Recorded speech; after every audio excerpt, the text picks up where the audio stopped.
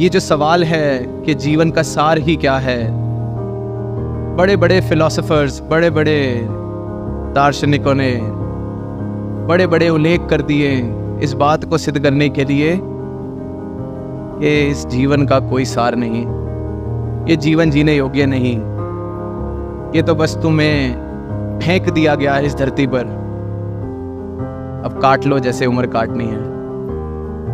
और जीवन का एकमात्र सार, जीवन को सार जिस चीज से मिलता है वो है प्रेम। और वो प्रेम कोई सौदेबाजी वाला प्रेम नहीं, वो प्रेम नहीं जिसे दुनिया प्रेम समझती है। वो प्रेम जो सतगुरु कह रहे हैं कि हम बन सकते हैं, कर नहीं सकते, बन सकते हैं। ये हमारा स्वभाव है। इस परमात्मा को प्राप्त करके, हर एक कण कण में इस परमात्मा के दर्शन करके, जो प्रेम, जिस तरह से परमात्मा ने तुम्हें प्रेम की छवि बनाकर भेजा है, अपनी उस अवस्था को प्राप्त करके खुद प्रेम बन सकते हो। और जब वो प्रेम जीवन में आता है तो जीवन में सिर्फ और सिर्फ सार ही दिखता है। फिर ऐसा नहीं लगता कि जीवन असार है, कि करे क्या जी के। प्रेम ही एकमात्र सार है इस जीवन का। साध संगत जी, प्यार से कहना। अभी कुछ दिन पहले दास ने कहीं ये कहानी पढ़ी कि एक गुरु के गुरुकुल में कुछ शिष्य थे जो आध्यात्मिक शिक्षा उनसे प्राप्त कर रहे थे। तो दो शिष्यों ने एक दिन बाहर सैर करते करते एक ध्वज को देखा और बात शुरू कर दी कि बताओ ये जो झंडा है, ये खुद हिल रहा है या इसको हवा हिला रही है। दो शिष्य इस बात को लेके चर्चा शुरू कर बैठे। फिर 2 की जगह 4, 8, 10 इकट्ठे हो गए इसी चर्चा में। तो सबने कहा चलो हम एक दिन सोचेंगे, कल इसका डिस्कशन करेंगे, ये डिबेट करेंगे, ये तर्क वितर्क करेंगे, हम कल इसके बारे में सोचेंगे। तो साथ संगत पूरी रात बड़े सारे तर्क उन्होंने सोचे और अगले दिन आए और तर्क भी एक से एक। किसी ने बोला कि हवा कैसे हिला सकती है, जो दिख ही नहीं सकता वो किसी को हिला कैसे सकता है। और फिर दूसरे ने बोला कि अच्छा ऐसी बात है, तो फिर हवा जब बंद हो जाएगी तो इसको आप हिला के दिखा दो, करो प्रार्थना झंडे को कि लहराए, हिले।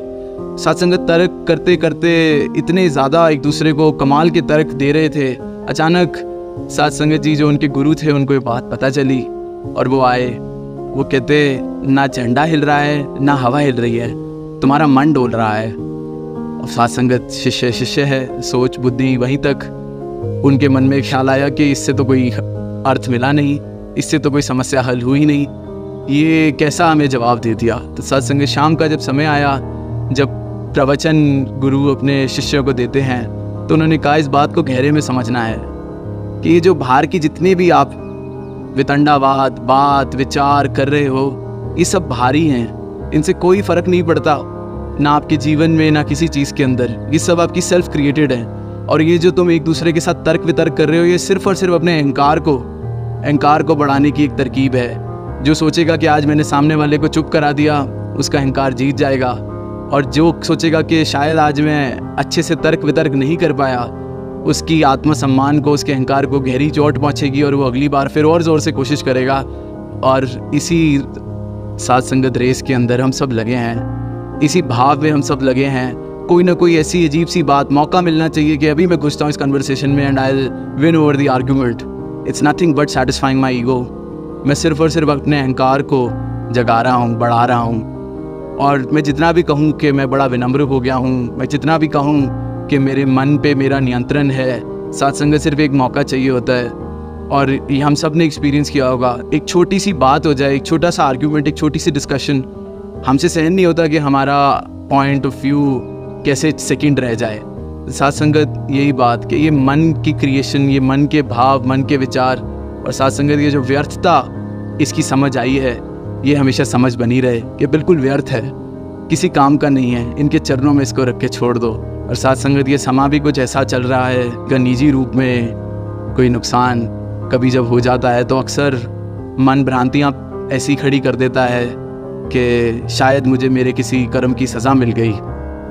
और सत्संगत तो बड़े सारे ऐसे विचार सुनने को मिलते हैं कि शायद परमात्मा हमसे नाराज़ है, ये परमात्मा ने महामारी इसलिए दी है क्योंकि हमें कुछ सज़ा मिलनी है, क्योंकि हमने कोई बड़े ऐसे काम किए हैं। तो साथ संगत जब ऐसी बातें सुनी, ऐसे भाव आते हैं, तो बस एक ही ख्याल आया कि परमात्मा को हमें सज़ा देने की कोई ज़रूरत नहीं है। हमारा जो अज्ञान है, हमारा जो जीवन है, जो इस अज्ञान के अंधेरे में चल रहा है, ये जो मेरी मैं है, इससे बड़ी सज़ा वैसे ही मेरे लिए कोई नहीं है। मैं पहले ही सज़ा काट रहा था।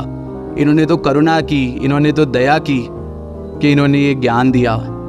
इनका मात्र सिर्फ एक सद्गुरु रूप में प्रकट होना युगों युगों से इस बात का प्रतीक है कि परमात्मा सिर्फ और सिर्फ हमसे करुणा करता है, हमसे प्यार करता है, दया करता है। आज ये जो साकार मूर्त सामने बैठी है, ये जो सतगुरु माता सुदीक्षा जी महाराज के रूप में हमारे साथ हैं, ये साकार आज है, इससे बड़ा कोई प्रतीक नहीं है कि परमात्मा सिर्फ और सिर्फ करुणा और प्यार करता है। क्योंकि साथ संगत सज़ा देनी होती तो साकार में प्रकट होने की ज़रूरत ही नहीं थी। हम अपने अज्ञान में ऐसे मर जाते कि बस इस चक्कर को काटते रहते, ये जीवन ही इतनी बड़ी सज़ा बन जाता, हमें रियलाइज़ भी नहीं होता और हम ये सज़ा काटते रहते और शायद कभी अंदाज़ा भी ना लगता कि कितने जन्म बीत गए कि ये सज़ा काट रहे हैं और ये सज़ा ही अच्छी लगने लग गई। ऐसा अज्ञान, ऐसा अंधेरा।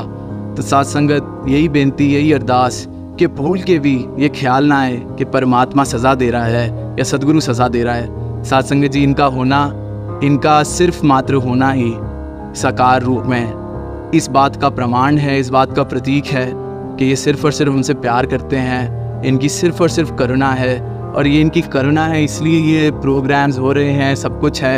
ये जानते हैं कि बच्चे, इनको इस मुस्कुराहट को देखने की ज़रूरत है, इनको इस करुणा की ज़रूरत है। साथ संगत अपने लिए दास ये अरदास मांगता है। बहुत सी गुस्ताखियाँ ऐसी हो जाती हैं कि इन्होंने अपने पास रखा है, अपना नाम दिया है, ऐसा रिश्ता बख्शा है। तो सारी साथ संगत से अरदास, क्योंकि संगत रूप में ऐसे आज मौका बहुत समय बाद मिल रहा है, तो अपने लिए अरदास ही मांगेगा कि बहुत सारी ऐसी गुस्ताखियाँ और गलतियाँ जो हो जाती हैं कभी ना हो। आप जी बख्श लेना, हर गुनाह को बख्श लेना।